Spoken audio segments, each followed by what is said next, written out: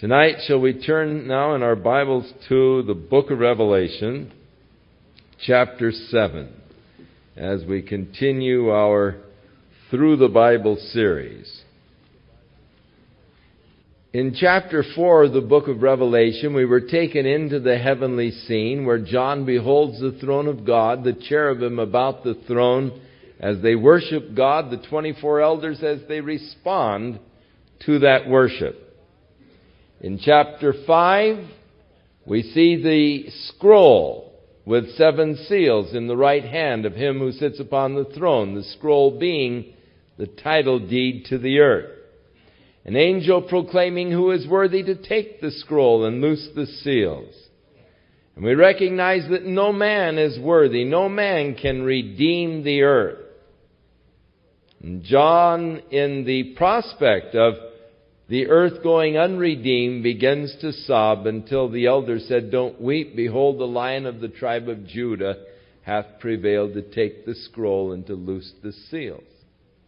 So we see Jesus as he steps forth and takes the scroll, and we hear the reaction, first of all, of the redeemed, the church, who sing of their redemption through his blood and his worthiness to take the book and to loose the seals. And then we hear the angels, 100 million strong, plus millions of millions, as they join in the chorus of worthiness to the Lamb and to him who sits upon the throne.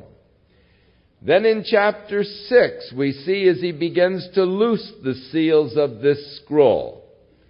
And as he looses the seals of the scroll, we see the corresponding judgments that take place upon the earth. The first seal bringing forth the Antichrist, the white horse, and his rider. The second seal bringing forth wars, desolations. The third bringing famine. And the fourth bringing death. And we see that in the first 4 seals, the 4 horsemen of the apocalypse, as they are often called, 1/4 of the earth's population being destroyed.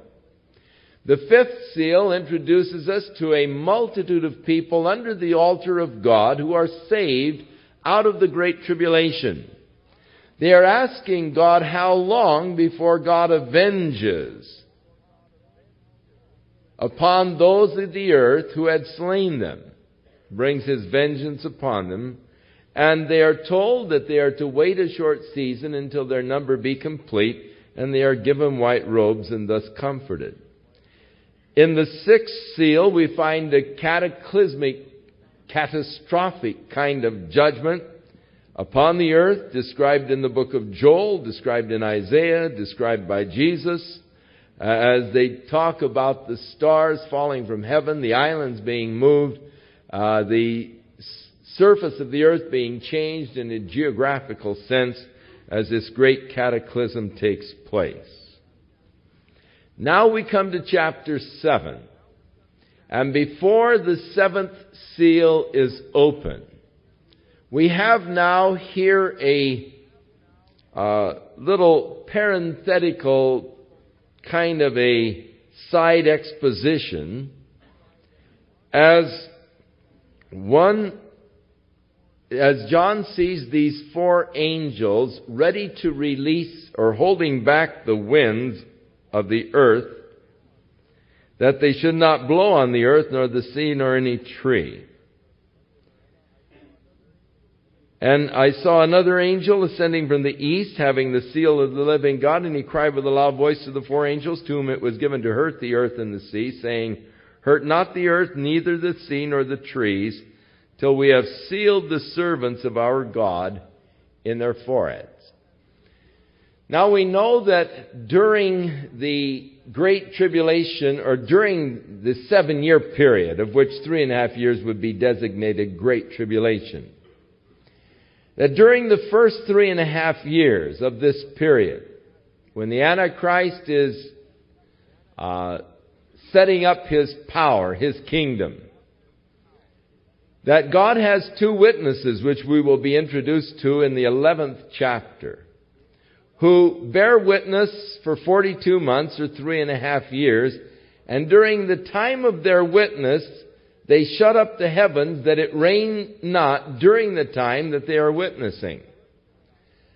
This lack of rain, of course, will probably be one of the instruments that will perpetrate the great famine that we have in the third seal. It could be that the holding back of the winds by these four angels is that which causes the rain to cease.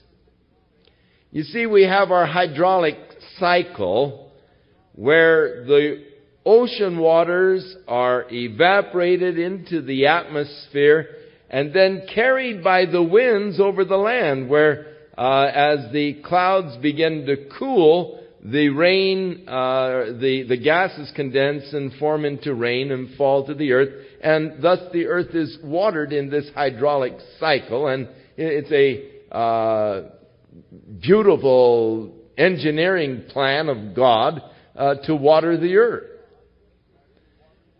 But if the winds were held back, then the water that would evaporate into the atmosphere would not be carried over the earth and would probably start being sustained within the atmosphere itself, causing some very interesting atmospheric kind of phenomena, as the water would again be suspended in a greater concentration in the atmosphere. So, here are four angels standing in the four corners of the earth. And the word corners is probably a poor translation. The Greek word is translated in the present time into quadrants. And we talk about the four quadrants of the earth, which is the north, east, south, and west. And so you have your north wind, east wind, south wind, and west winds. The four quadrants of the earth. There are people who have, always looking for something to find fault with in the Bible. And they say, well, the Bible, you see, was reflecting the superstition or the intelligence of the day, because they say the four corners of the earth. And so, evidently John believed the Bible, or the earth was flat and had the four corners, and so he was guilty of the flat earth theory. And thus you can't really rely upon the Bible, because it does have fallacies, such as the four corners of the earth.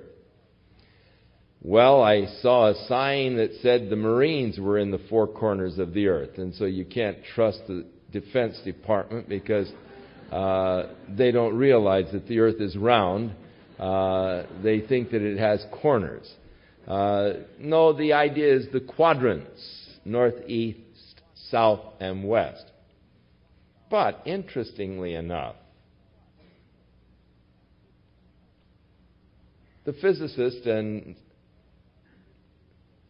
all now declare that there really are four corners on the earth. The earth isn't actually round, that the poles are flattened somewhat to make the bulge at the equator, and so the earth is more of an elliptical shape, but the bulge actually creates about four corners of the earth. And that's one of the latest declarations of those men who study such things. But it's talking about the four quadrants, the four winds, the north, east, south, and west wind. And it is interesting to me that these angels, and they must be very fascinating creatures, have the power to hold back the winds that they blow not. Here they're holding back the winds. But they are told by this other angel who ascends from the east, having the seal of the living God, crying with a loud voice to the four angels to whom it was given to hurt the earth and the sea, saying, "Don't hurt them until we have sealed the servants of our God in their foreheads."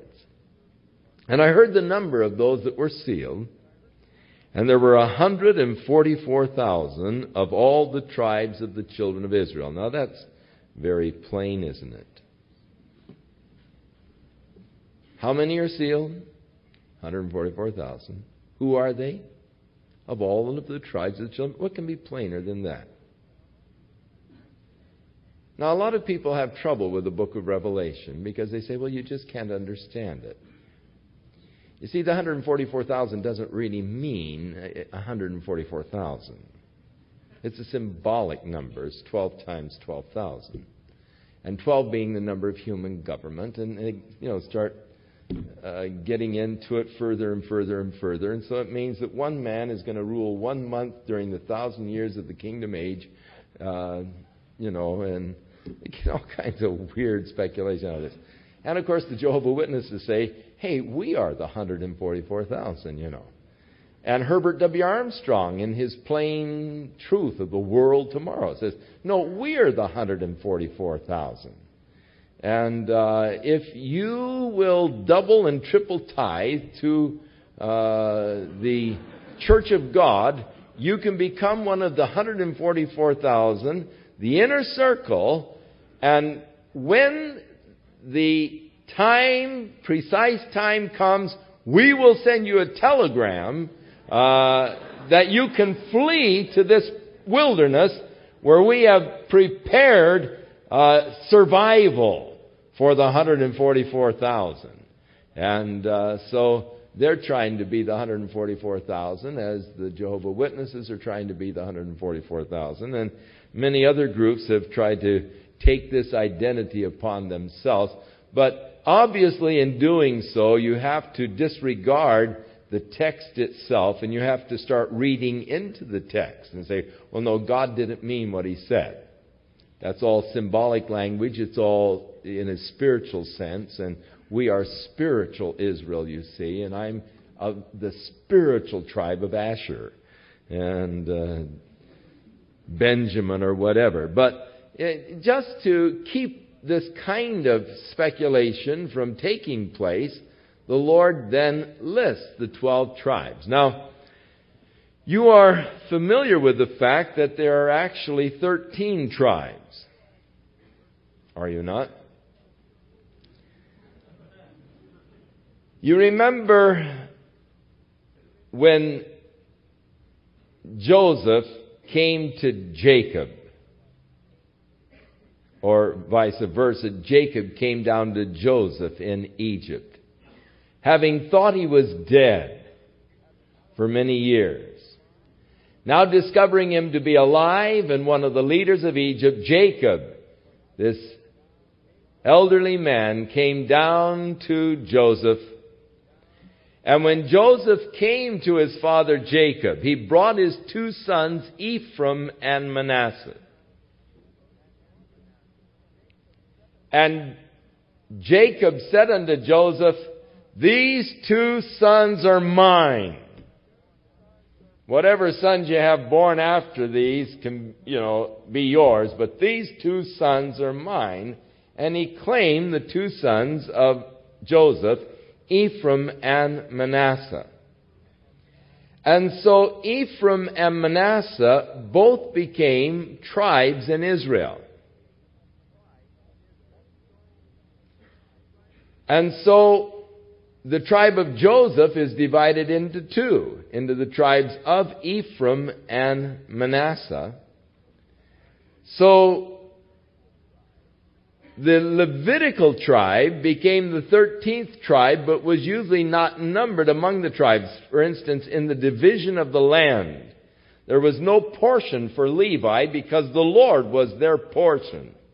So the land was apportioned into 12 sections, one for each of the tribes, and Ephraim and Manasseh both received their allotments. Now, as a rule, you don't read of the tribe of Joseph because it was into 2 tribes. Here we find the tribe of Joseph and the tribe of Manasseh. So when it refers to the tribe of Joseph, no doubt it is the tribe of Ephraim, because Manasseh is also listed as being sealed, the 12,000 here in the 7th chapter. And so the interesting thing is that the tribe of Levi is also listed here, but the tribe of Dan is thus omitted. Dan was the first of the tribes to go into idolatry. If you go to the Tell of Dan in northern Israel today, they have excavated quite a large area of pagan worship, as the tribe of Dan was the leader in idolatry, the first tribe to go into idolatry. And it could be that is the reason why God has not sealed them from some of the things that are going to transpire during the Great Tribulation period. You find, as we move along in the book, that the 144,000 who are sealed are protected divinely by God from many of the judgments which are going to come upon the earth. So, 12,000 of each tribe, the tribe of Judah being listed first, because Reuben lost his birthright because of his going into his father's concubine. He lost his birthright, and it was given over to Judah, and to Judah was given the scepter, that Judah should be the reigning tribe. And of course, we know that David came from the tribe of Judah, and then Jesus later, who was that branch out of Judah, the stem of Jesse, that would arise, or the branch of Jesse, that should come out of Judah, the lion of the tribe of Judah. So the tribe of Judah listed first, and then Reuben, who was the oldest son but lost his ranking, and of Gad, and of each of these sons, the 12,000. And after this, verse 9, so that's our 144,000. They're sealed now. Later on, we'll come across them again as we see them protected from various judgments that are coming. After this I beheld, and lo, a great multitude which no man could number, of all of the nations and kindreds and people and tongues. They were standing before the throne and before the Lamb, and they were clothed with white robes, and they had palms in their hands. And they cried with a loud voice, saying, Salvation to our God, which sitteth upon the throne, and unto the Lamb. Now, interesting, they're clothed with white robes, palms in their hands, and what is their cry? Salvation. Now, we remember another crowd with palms in their hands, and the cry was the same. Hosanna means salvation, or save now, literally, crying salvation unto the Lord. So, there's a lot of similarity between this crowd and that crowd on the road from Bethany to Jerusalem on the day that Jesus made his descent from the Mount of Olives on a donkey, and the disciples were waving palm branches, and the multitudes there saying, Hosanna, Hosanna, blessed is he who comes in the name of the Lord. Save, or salvation, salvation, blessed is he who comes in the name of the Lord. So here is the crowd now in heaven, a great number of them. However, these are from all over the world, from all of the various races, ethnic groups. Their cry is the same, salvation to our God, which sits upon the throne, and unto the Lamb. And all of the angels stood round about the throne, and about the elders, and the four living creatures of the cherubim, and they fell before the throne on their faces, and worshipped God, saying, So be it. Blessing and glory and wisdom and thanksgiving and honor and power and might be unto our God forever and ever. Amen. Now, when the church sings its song of redemption, verse 9 of chapter 5, they sang the new song saying, Thou art worthy. The angels respond to that song in worship, saying, Worthy is the Lamb that was slain to receive the power and riches and wisdom and strength and honor and glory and blessing. hear the same things with a couple of differences. To the church's song, they refer to riches, for interestingly enough, the Lord considers us as His treasure. Paul prayed for the Ephesians that they might receive a spirit of wisdom and understanding, that they might know what is His riches in the saints, or you might know how much God values you. You remember the parable of Jesus concerning the kingdom of heaven was likened to a man going through the field and discovering a treasure, and who for the joy thereof went out and sold everything so he could buy the field and have the treasure. Now the field, Jesus said, is the world. And he was the one that gave everything. He gave his life to purchase the world in order that he might obtain the treasure. So if you only knew, Paul said, how highly the Lord treasures or values you. And Peter writing says, we are His peculiar treasure. Well, it's peculiar to me that God would, take such value in me. That God would treasure me. But we are His inheritance. So, riches, when the church declares its song, for we are His inheritance, His riches. When this group sings, thanksgiving is substituted for riches. And so that's the difference in the response to the two groups. As the angels respond to this second group, the response is not of riches, but of thanksgiving.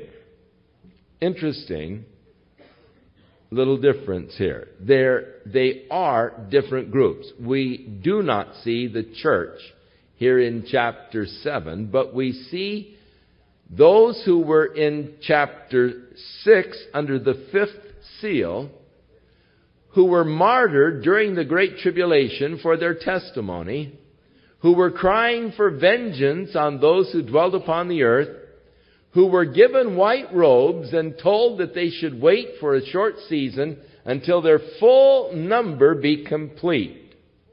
They were saying, how long, O Lord, holy and true, before we can enter into the heavenly scene? The Lord gave them white robes and said, wait until your full number is complete, and then you can come in. Now we see their number completed. We see them entering into the heavenly scene. And this is really taking us on out to the end. And so in chapter 7, as we have this little vignette, it's one that now takes us out and shows us the whole picture. And then we'll, of course, come back to the seals again when we get to chapter 8. So this is just a little side view and a side journey and a view of this little segment here on out to the end. So, the angels respond to their song of salvation, worshiping God and ascribing to God the blessing and the glory and the wisdom and thanksgiving and honor and power and might unto our God forever and ever, so be it. Now one of the elders asked John a rhetorical question, saying, what are these which are arrayed in white robes, and where did they come from? Who are they, John? Where did they come from? And it was a rhetorical type of a question that was designed to open the door for an answer. It wasn't really looking to John for an answer, but it was just designed to open the door to give the answer to John. And I said unto him, John said, Sir, Kurios, often translated Lord, thou knowest. And he said unto me, these are they which came out of the great tribulation, and have washed their robes and made them white in the blood of the Lamb. Therefore, they are before the throne of God, and serve him day and night in his temple. And he that sitteth on the throne shall dwell among them. Now we find that ultimately these are to receive all of the rights and the privileges of God's redeemed people, the church. At the present time, they were not allowed to come into the scene in chapter 6, the fifth seal. Now that they come in a serving capacity, serving him in his temple day and night. Whereas the church is reigning with him, and the promise to the church is that they would reign with him. Unto him who loved us and purchased us with his blood. And we shall reign with him. These are serving him there in the temple of God. And he that sits upon the throne shall dwell among them. Now, they came up out of the great tribulation, which means that they were no doubt martyred during this tribulation period. And we will read where when the Antichrist takes over, he's going to bring in a new economic system which requires everyone receiving a mark and no one being able to buy or sell without that mark. However, anyone who takes the mark will be consigned to a hopeless eternal future. No hope for salvation for anyone who takes the mark of the beast. So, they have power, though, to put to death those that refuse to take the mark. Of course, not being able to buy or sell, you could probably starve to death quite easily. So, a great number of people will be saved after the church is raptured. Now, there is an indication that those that will be saved after the rapture are those who had never heard the gospel before. That indication comes from Paul in writing to the Thessalonians, his second epistle, talking about the coming of the Antichrist. He declared that because they did not want to believe the truth, God gave them over to deception that they would believe the lie. So those who have consciously and willingly rejected the truth that is in Jesus Christ, when the Antichrist comes, will bring a strong delusion, and God will allow them to be deluded because they did not want to keep the truth. But there are perhaps 2 billion people on the earth today who have never heard the message of salvation through Jesus Christ. During this period of time, the message of salvation will be declared by the 144,000 that have been sealed. It will also be declared by angels flying through the midst of heaven. And among the 2 billion people who have never heard the saving grace of God through Jesus Christ, there will be many who will receive the witness and the message of the 144,000 and of the angels and will be saved, martyred, and brought into the heavenly scene. A great number that no man could count, we are told. From all over the world, from all of the nations, kindreds of peoples and tongues. So, an interesting group in heaven. John did not recognize them. Had they been the church and the elders said, "Who are these? Where did they come from?" John would say, "Well, that's the church, you know. I know them. I'm a part of that group." But he did not recognize them because they are a saved multitude that are not the church. And thus, to John, it is a mystery. But the mystery is explained by the elder.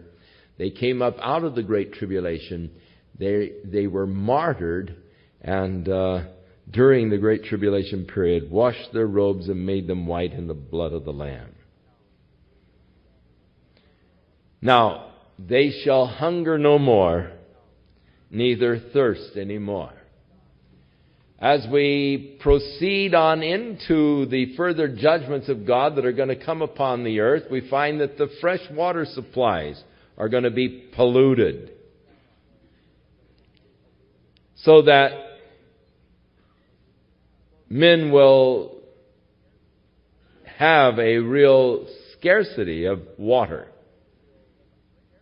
Not only, of course, if it doesn't rain for 3.5 years, that's going to deplete the water. Also, imagine what would happen even here in Southern California if there were 3 years without water. It wouldn't take long to use up our supplies.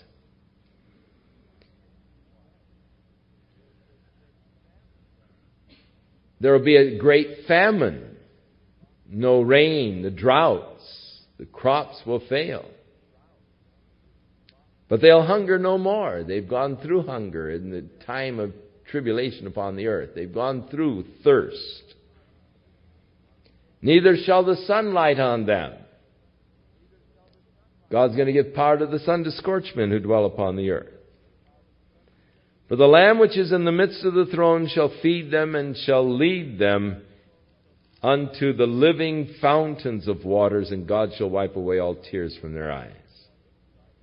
Now, the little side vignette is over, and we come back to the scroll with the 7 seals, the title deed to the earth, that Jesus is opening to prove His right to redeem. And when He had opened the 7th seal, there was silence in heaven about the space of a half an hour. Silence can sometimes be an awesome thing, especially in a tremendous crowd of people.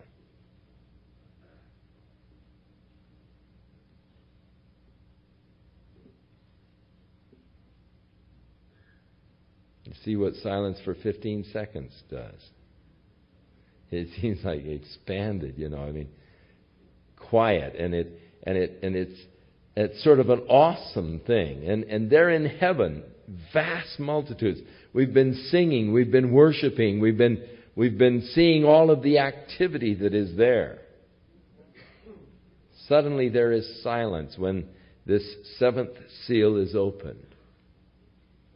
Sort of an awesome time. Now, out of the 7th seal, there will proceed now 7 trumpet judgments. In these pyrotechnic displays during the 4th of July, you've seen these skyrockets that burst open. Big flash. But then from that, there will be a secondary, when just about the time the big first one begins to fade, then there will be that second one that comes out of it, another flash. And that's about what we have here. The 7th seal is open, and poof, here comes the second series of 7 judgments. Out of the 7th seal, the 7 trumpets now burst out. When you get to the 7th trumpet, then the 7 vials of God's wrath, which complete the plagues, will be bursting out and coming forth. And so, the silence, about the space of a half hour in heaven, just before now this second series of judgments. I saw these 7 angels which stand before God, and to them were given 7 trumpets. Now, we know that the cherubim are about the throne of God. There are 4 of them. Satan used to be one of the cherubs. They seem to be the highest of God's created beings in an angelic form. The next highest are the archangels, of which the Bible speaks of 2. Michael, called the great prince, an archangel. Gabriel, when he announced himself to the father of John the Baptist, Zacharias, he said, "I am Gabriel who stands in the presence of God." There are 7 angels that stand there in the presence of God, who are dispatched by God on particular missions. Now, in the one of the apocryphal books of Enoch and also Tobit, Raphael is also named as one of the 7 angels. Also in Enoch is named Uriel and Sacriel, and he names a couple of others. But here are 7 angels who stand before God. And to them were given 7 trumpets. And another angel came and stood at the altar, having a golden censer. And there was given unto him much incense, that he should offer it with the prayers of all of the saints upon the golden altar which was before the throne. I believe that this other angel is Jesus Christ, and we see him now in his work as a mediator there in heaven, as our great high priest. Now you remember on earth, the high priest would go in and offer before the Lord the sacrifices for the people. And within the temple daily, the priest would go in and would take these little incense burners with the coals from the altar and offer them. The smoke of the incense would arise before the altar, which was called the mercy seat, which was outside of the Holy of Holies. Daily, they would go in and offer this incense. Now, the earthly tabernacle was a model of heaven, as we have told you. So again now we see the actual scene in heaven of which the earthly tabernacle was the model. But we see this angel who, as I say, I believe to be Jesus, with a golden censer, offering with much incense the prayers of all of the saints upon the golden altar which is before the throne, of which the altar in the tabernacle of the mercy seat was a model.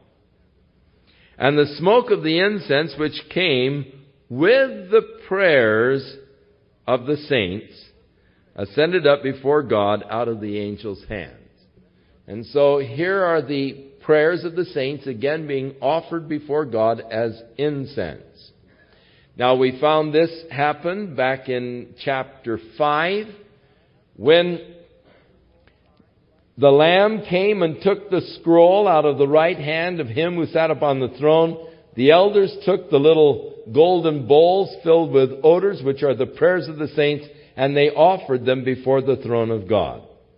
That's when the church burst out singing, "Worthy is the Lamb to take the scroll."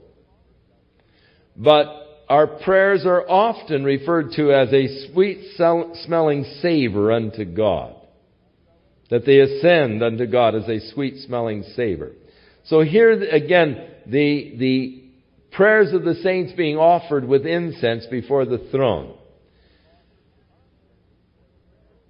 These are possibly the prayers of those souls that were under the altar in chapter 5 saying, "How long, O Lord, before you avenge our blood?"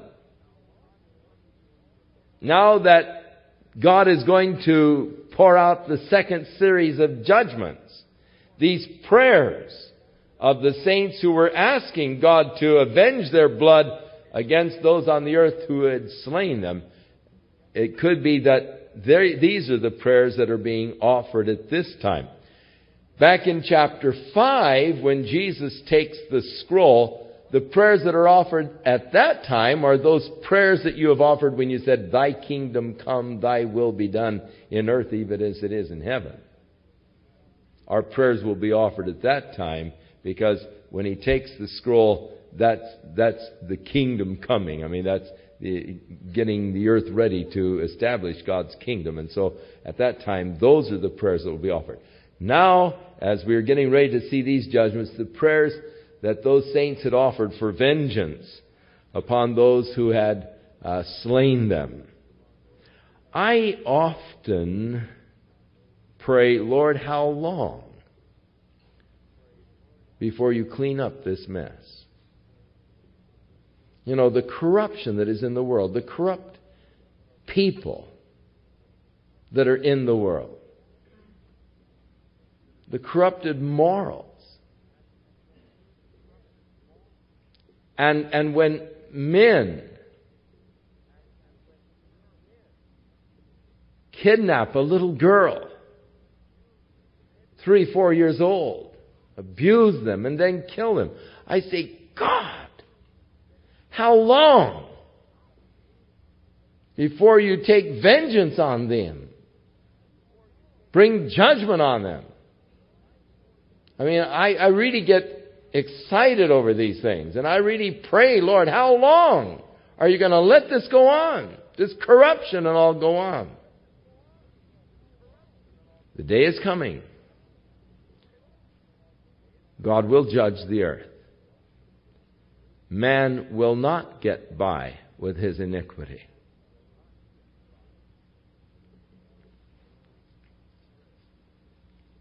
And so the prayers of the saints upon the golden altar before the throne, and the smoke of the incense which came in with the prayers of the saints ascended up before God out of the angel's hand. And the angel took the censer. He filled it with fire from the altar and cast it into the earth. And there were voices and thunderings and lightnings and an earthquake. And the 7 angels which had the 7 trumpets prepared themselves to sound.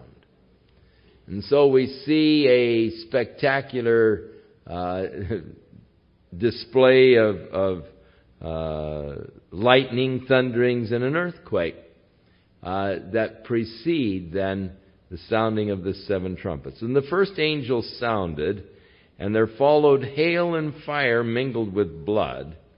And they were cast upon the earth, and a third part of the trees were burnt up, and all of the green grass was burnt up.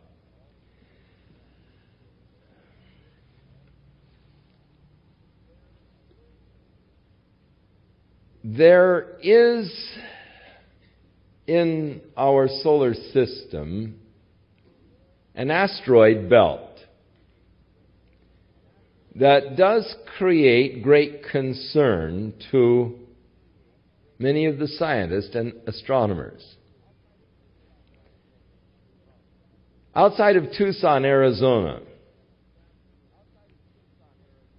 they have established the KIT telescope.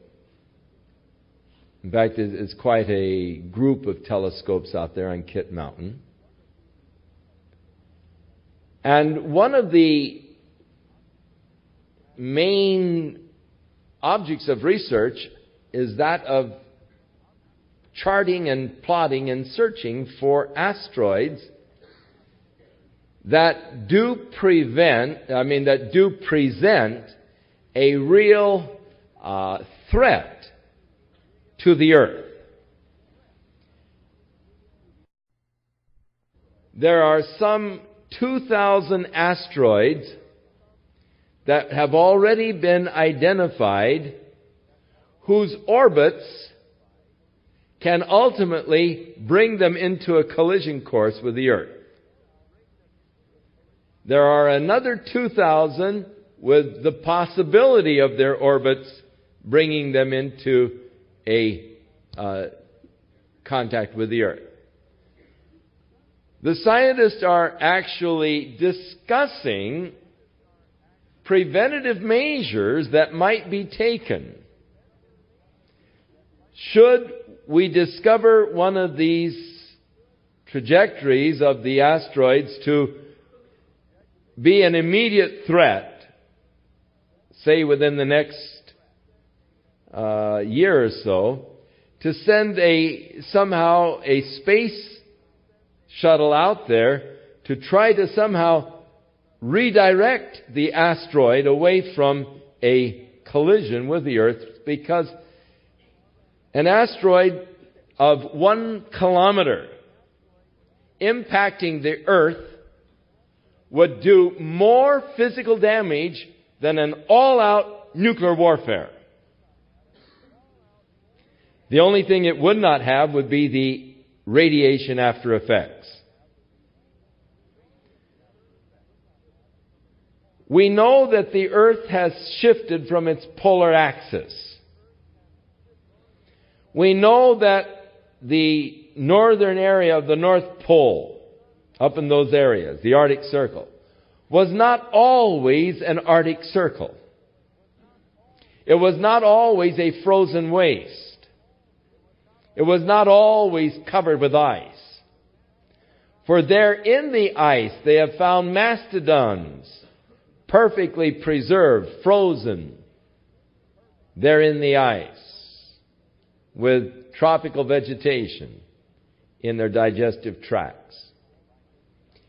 It is believed by many scientists that the shift of the polar axis could have taken place as the result of an asteroid impacting the Earth. They believe that the crater there in Arizona, outside of Winslow, that is 3 miles in diameter, 522 feet deep, that this crater was formed perhaps by an impact of an asteroid.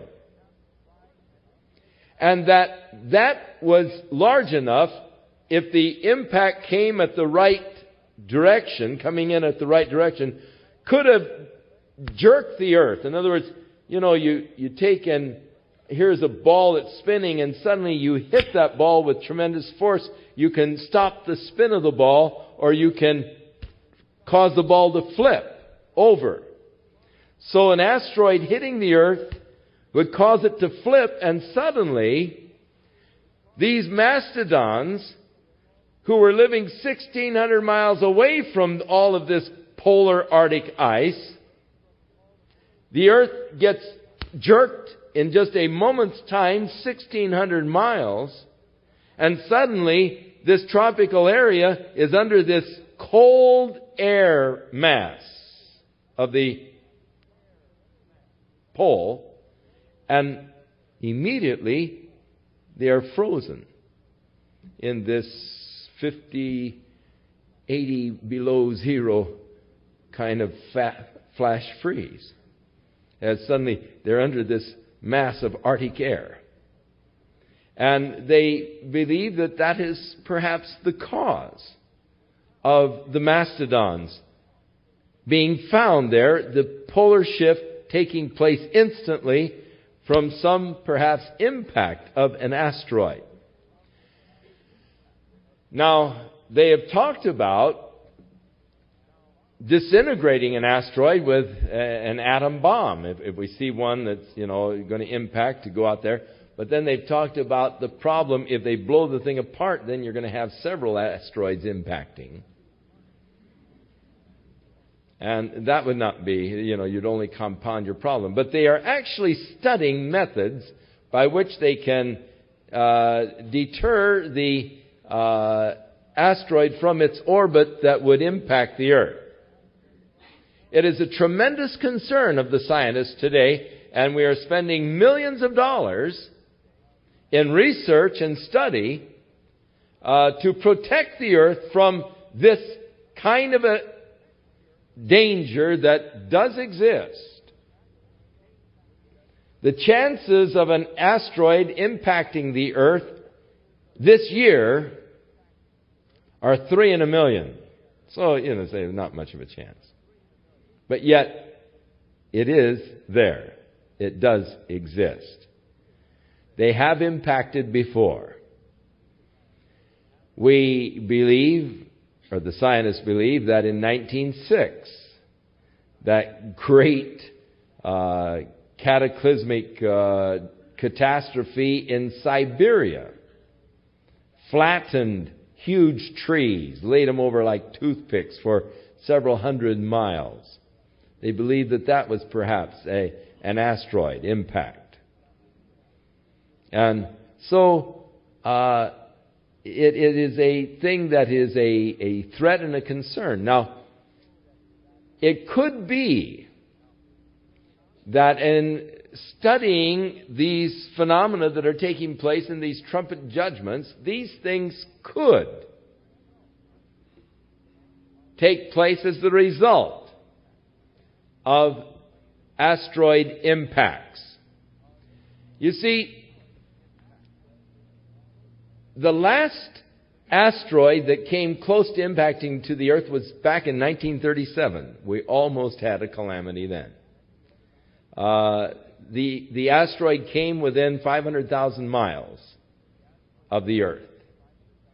And, of course, we were monitoring the thing, and we didn't know. At that time, we weren't able, with computers, to plot the trajectory enough to know whether or not it was going to impact. But a lot of people thought it was going to impact back in 1937. That was the last close encounter that we had with an asteroid of any size. Of course, we find meteorites, 1,800 per second coming into our atmosphere somewhere around the Earth. I mean, that's quite common. Now, this year, Halley's Comet is returning. Behind Halley's Comet is that tail that is just a bunch of what they call space garbage, debris.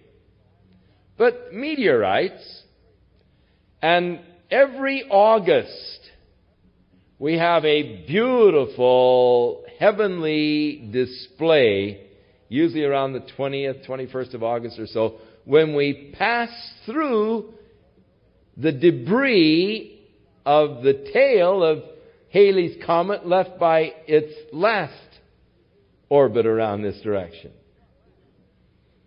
And this junk that is there in space, we every year pass through the orbit, and when the Earth orbits around the sun, when we get to that point where all that junk is, we see the what we call the falling stars, or those showers. And many nights I have stayed out and watched the shower, and it's really an exciting experience. Now, Halley's Comet will probably not be visible to us this year because it's going to orbit on the other side of the sun, going to take and turn away. It may be that we'll be able to see a little bit of the tail as it moves away from us and begins to leave. The gravitational pull of the sun will pull off more of the tail and bring it into our solar system, so that we could very well have some interesting meteorite showers and all in the next few years, as the sun will pull off a lot of the debris from Halley's Comet as it turns and starts to escape. Not all of the tail will escape. A lot of the debris will be pulled by the gravitational strength of the sun. But this strong asteroid belt is out near the planet Jupiter.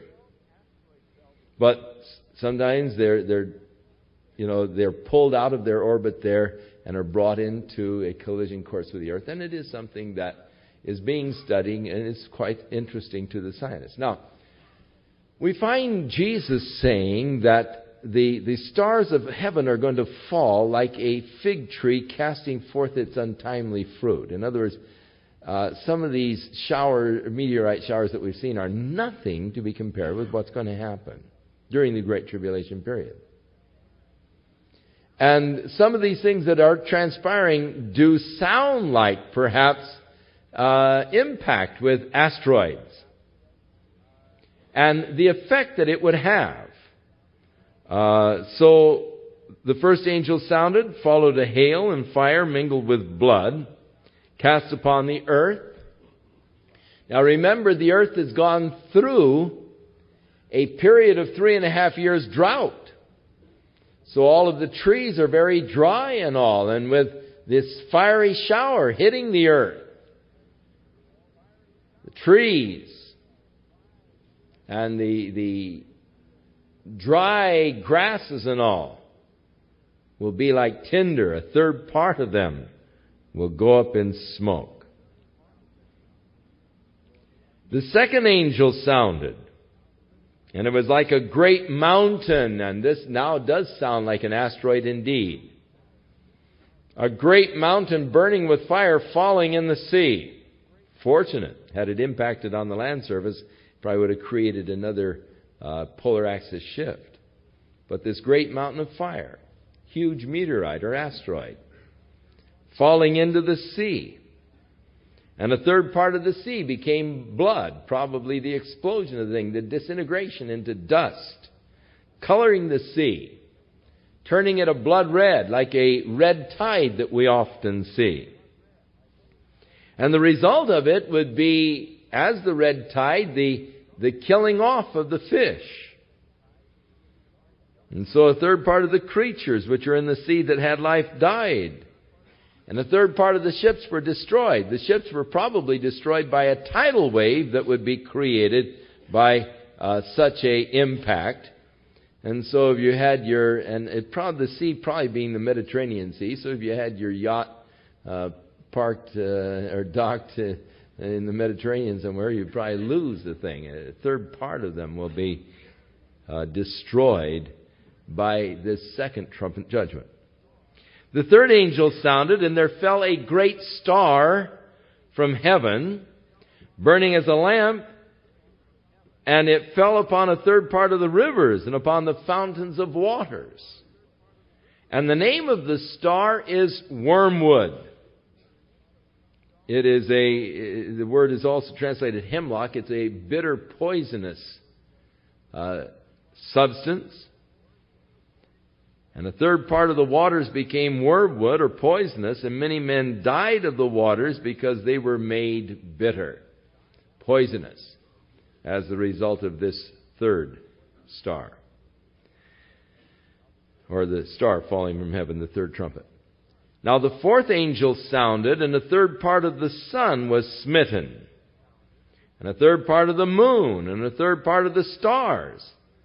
So as the third part of them was darkened, and the day shone not for a third part of it, and the night likewise. So it is quite possible that in this, if it is indeed a meteorite shower, and when these meteorites come into our atmosphere and disintegrate, they turn into dust.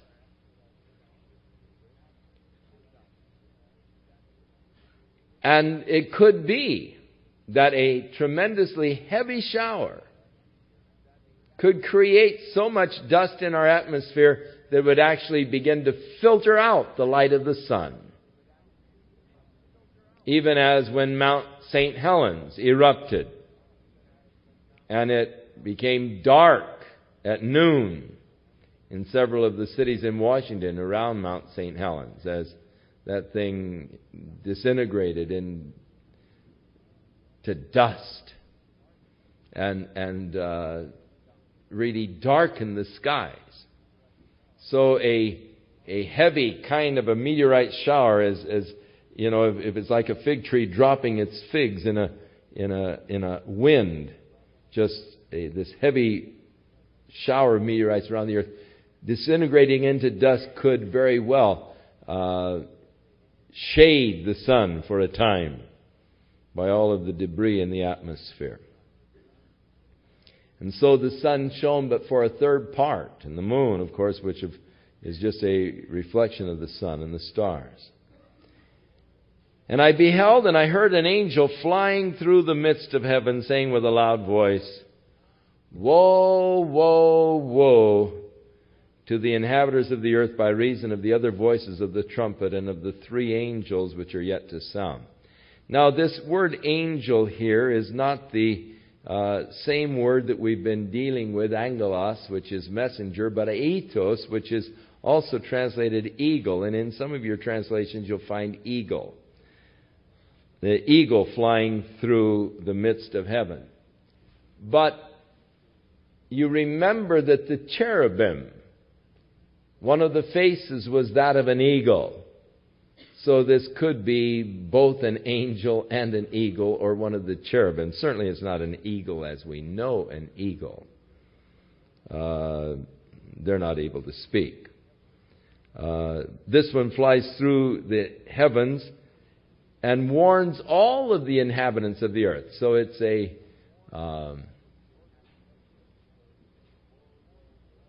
orbiting the earth, no doubt, saying, "Woe, woe, woe to the inhabitants of the earth by the reason of the other voices of the trumpet of the three angels which are yet to sound." In other words, you haven't seen anything yet. 4 angels have sounded, and we've had some pretty cataclysmic effects, but hey, what's to come is even worse. Woe, woe, woe to the inhabitants of the earth.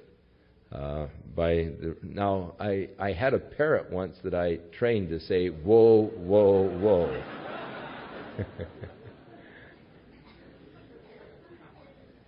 You know, George when people would come into the office, I kept him in the office here for a long time, till my secretary got tired of him and gave him away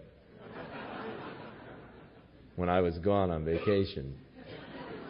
And I came home and there was no George, but he'd say, "Whoa, whoa, whoa, sinners," you know.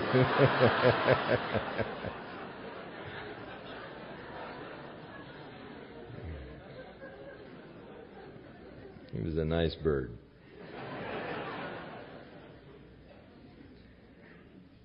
The 5th angel sounded, and I saw a star fall from heaven unto the earth. And it is interesting how that a great mountain of fire burning, a star falling, and these are like fallen stars, and that's why I relate them to perhaps asteroids or meteorites.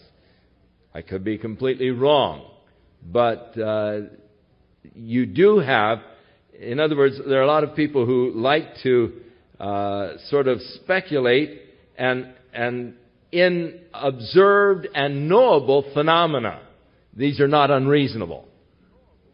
We know of phenomena that could create such things, such as impacting with asteroids or meteorites or whatever. So the 5th angel sounded, and I saw a star fallen from heaven unto the earth, or a fallen star. And to him was given the key of the abyss, the abuso in Greek, the abyss, translated bottomless pit. Now, the translation bottomless pit is a correct translation of this word abuso. And it is probably right in the heart or the center of the earth. Because right in the center of the earth, you would be constantly falling. There would be no end to the fall. You see, because as the earth is rotating, you'd be constantly in a state of falling. Bottomless pit then. Because you'd never get to the bottom of the thing. You'd be in the middle as it's always turning around you, so you're continually following, but you're right there in the heart of it. We do know that Hades is in the heart of the earth, and so this is probably one of the compartments of Hades. This particular compartment is where God incarcerates demonic spirits. It's where the Antichrist has been incarcerated.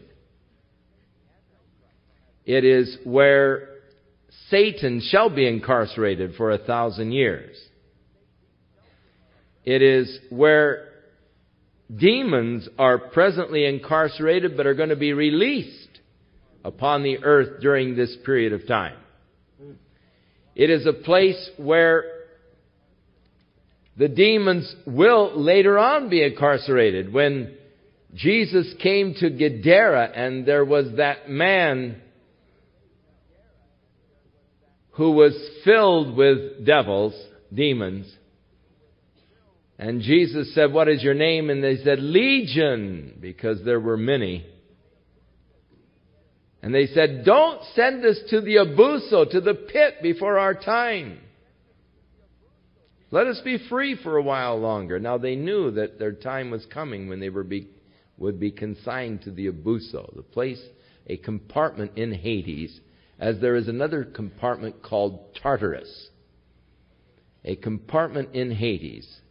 This one for fallen angels or fallen spirits, demonic spirits, whereas Hades itself is for the rebellious man. And so he sees the fallen star from heaven, who no doubt is Satan. He has the key to the abuso. And he opened the abuso, the bottomless pit. And there arose a smoke out of the pit, as the smoke of a great furnace, and the sun and the air were darkened by reason of the smoke of the pit. And so, somewhere upon the earth, there is probably a fissure of some kind that goes down to the heart of the earth that shall be opened. And as it is, like a furnace, this smoke is going to ascend from the heart of the earth, darkening the skies, as the skies were darkened after the eruption of Krakatoa and after the eruption of Mount St. Helens, Krakatoa. And there came out of the smoke creatures, demonic creatures. They, as John sees them, because they swarm in great clouds, they are like locusts, in that they cover the skies, and the skies become dark. And, of course, in that part of the world, they have plagues of locusts that actually so many millions of them that it turns the skies dark as they invade an area. And so these are like a locust plague. And to them was given power as scorpions of the earth have power. And they were commanded that they should not hurt the grass of the earth. And of course that's the natural food of the locust. Neither any green thing, neither any tree, the general diet of the locust, but only those men which have not the seal of God in their foreheads. So at this point, God is going to start separating those that have His seal in their foreheads from those who do not. Even as God made a separation in the plagues in Egypt. And there was darkness in Egypt, but in Israel there was not darkness. Frogs in Egypt, but among the camp of the Israelites there weren't frogs. Frogs in their beds, frogs in their kneading troughs and so forth. They would knead their dough, and frogs, just everywhere frogs, except in the area of Israel. God made a separation, a difference, so He will again. And to them was given that they should not kill the people, but that they should be tormented for 5 months. And their torment was as the torment of a scorpion when it strikes a man. Over there in the Middle East, and of course upon the earth there are several varieties of scorpions. But there in the Middle East, the scorpion that is over there has a sting which is purported to be the worst pain of any sting possible. And these locusts have power to inflict this kind of a stinging torment like scorpions for a period of 5 months. And in those days shall men seek death.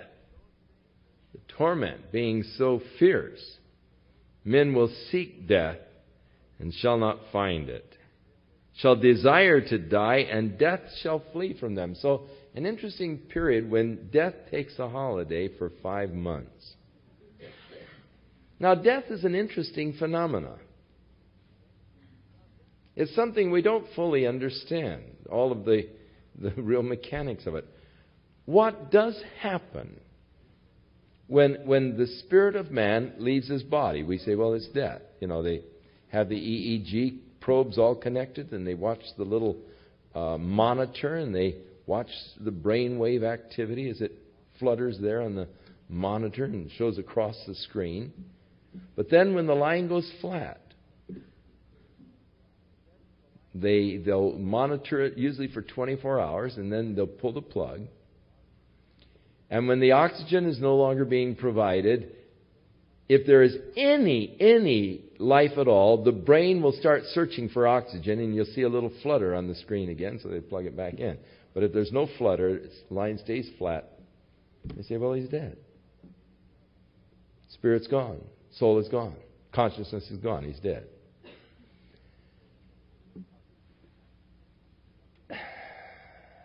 What releases the consciousness? What releases the spirit of man from his body?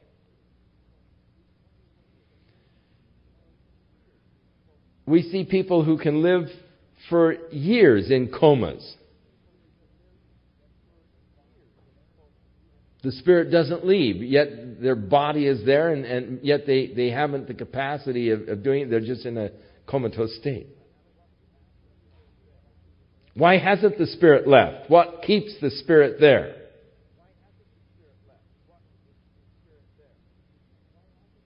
We don't really know for sure. Jesus on the cross dismissed his spirit. He said, no man takes my life from me. I give my life. I have the power to give it, and I have the power to lay it down, and I have the power to take it up again. No man takes my life from me. And on the cross, it said he bowed his head and dismissed his spirit. Gave up his spirit. He just bowed his head and said, okay, you can go. Now, he had the power to do that. There will come a time when your spirit will refuse to leave your body. And this could be one of the most awesome, horrible periods of history. Imagine a person taking a .45 and putting it to his skull and pulling the trigger and blowing the back side of his head off and his brains all over the room.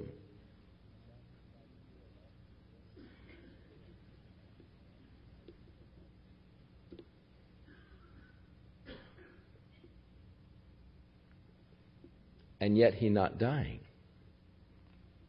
The spirit not leaving. And he goes around with this hole in his head. But he keeps on living. The spirit won't leave. That could be horrible. You see, the real me is spirit. The body is the instrument that God has given to me whereby I can express myself. But the body is the medium of expression for me. But the real me is spirit. The real me is not the body. The real me is spirit. Through the body, my spirit can express itself. And that's what God has designed. He has designed the body as the medium by which I can express myself to others, and I can relate to others, and they can relate to me. It's the medium by which we come to know each other, we come to appreciate and love each other. This medium of our bodies by which our spirits express themselves to each other. Now, generally, when through age, accident, illness, disease, or whatever, generally when the body can no longer fulfill the functions for which God purposed, when the body can no longer really express me, when the body gives me more pain and suffering than joy and pleasure, or when the body is so weakened that it can't really express me anymore, then God releases my spirit from this body. And my spirit then moves into my new body, the building of God not made with hands, eternal in the heavens.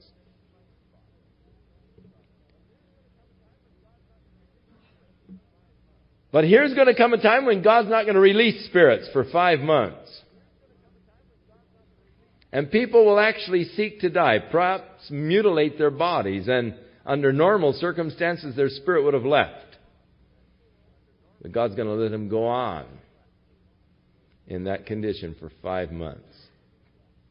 As I say, it'll probably be one of the most horrible periods in the history of the world when for 5 months people can't die.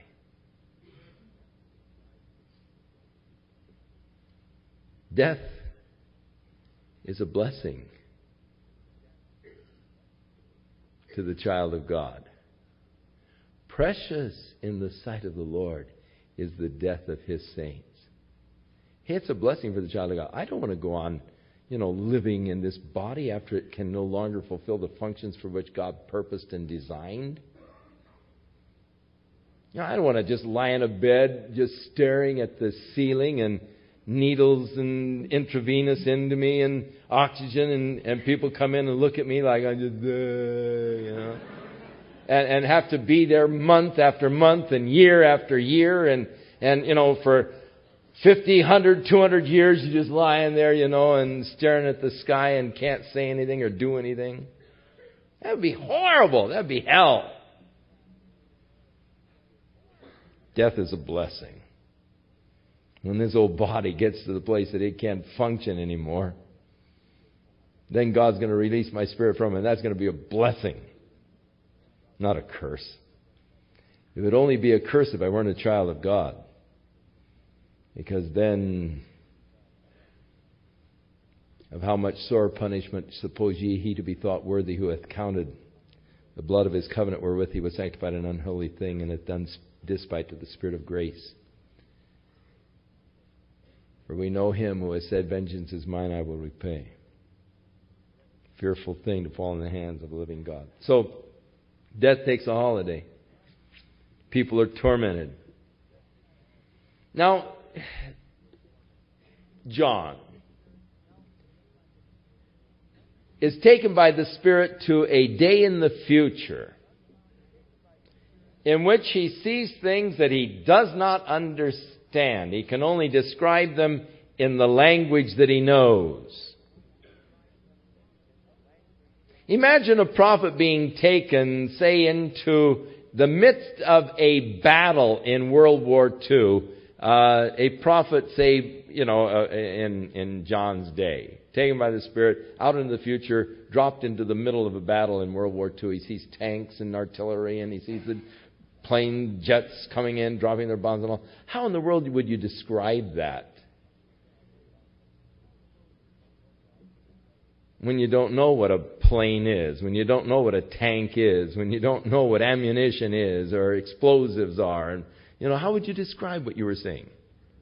You'd be limited to your vocabulary and the language of your day and the things that you saw. So John now does his best to describe what he is seeing. But, if you're looking at demonic beings, again, you're going to have to use language that is representative, but it falls short of a full and complete description.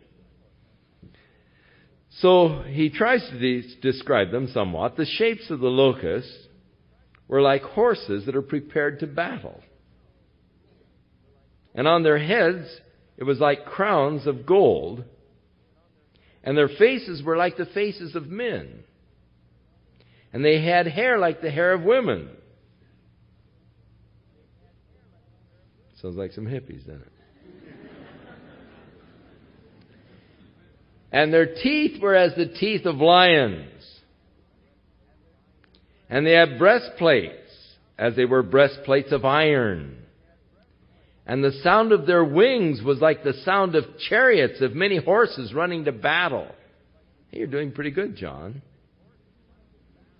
If you were trying to describe a dive bomber coming in, and the roar from the wings and all, like many chariots running into battle and all. Who knows what he is actually seeing, He describes as he can with the language that's available to him. And they had tails like unto scorpions. There were stings in their tails. They had power to hurt men for 5 months. And they had a king over them, which is the angel of the bottomless pit, or this fallen star. And his name in the Hebrew is Abaddon. But in the Greek, it's Apollyon. And the words mean destroyer. So another name for Satan, the destroyer. And oh, what a destroyer he is. Look at this world. Look at men who have been destroyed by the power of Satan. Woe, woe, woe to the inhabitants of the earth. Hey, one now is past. But there are two more to come. The sixth angel sounded, and I heard a voice from the four horns of the golden altar which is before God, this altar of which the mercy seat was a model. And they said to the sixth angel which had the trumpet, Loose the four angels which are bound in the great river Euphrates. And the four angels were loosed, which were prepared for an hour and a day and a month and a year to slay a third part of men. These fallen creatures, satanic angels, so fierce, so awesomely fierce, that God has kept them incarcerated during these 6 millennia of man's history. But in 1 hour, He's going to release them. They've been held back for this 1 hour in which they enter the world to accomplish their mission. They are prepared for an hour of this particular day, of this month, of this year, to slay a third part of men. Now, in the first 4 horses of the apocalypse, the first 4 seals, 1/4 of the earth's population is destroyed. And now by these fierce angels loosed out of the river Euphrates, another third of the earth's population to be destroyed. And the number of the army of the horsemen were 200,000 or 200 million, and I heard the number of them. And thus I saw the horses in the vision, and those that were sitting on them, they have breastplates of fire and of jacketh, and brimstone, and the heads of the horses were as the heads of lions. And out of their mouths issued fire and smoke and brimstone. And by these 3 was the third part of men killed, by the fire, by the smoke, and by the brimstone, which issued out of their mouths. And their power is in their mouth and in their tails, for their tails were like serpents, and they had heads, and with them they do hurt. And the rest of the men which were not killed by these plagues, yet repented not of the works of their hands, that they should not worship devils and idols of gold and silver and brass and stone and of wood, which can neither see nor hear nor walk. Neither repented they of their murders, nor of their sorceries, nor of their fornication, nor of their thefts. And so, the judgments of God do not really bring men to repentance. Man hardens his heart against the judgments of God. Paul said, don't you realize it's the goodness of God that brings a man to repentance? That is why I seek in my messages to preach of the goodness of God and emphasize the grace of God. It's the goodness of God that brings man to repentance. I do talk about the judgments of God that are going to come, because I would be derelict in my responsibilities if I did not. Because that is a fact that must be faced. However, I do not like to make that an emphasis of my ministry, and I don't. Because the judgments of God are only going to harden the hearts of men, and they fail to repent of all of their evil which they do, even in the midst of this horrible period of judgment. They continue their worship of Satan and the representations in the idols.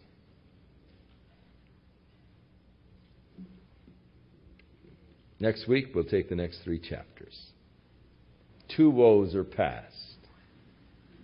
The 3rd woe is yet to happen. The 7th trumpet, from which will come the 7 vials, the last final plagues.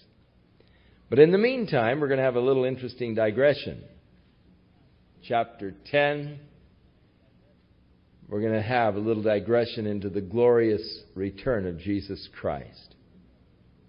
Chapter 11, we're going to be introduced to the two witnesses and to their ministries. Chapter 12, we'll be introduced to several different personages. The woman representing Israel, Satan, the great dragon, and the war between the woman and Satan. And so that's our menu for next Sunday night. May the Lord be with you and watch over and keep you in His love. May you experience the touch of God upon your life, His strength, His help, His guidance, His wisdom. Give the week over to the Lord. Acknowledge Him in all things, that He might direct your path in His way of righteousness as you live a life that is pleasing and accepting unto Him.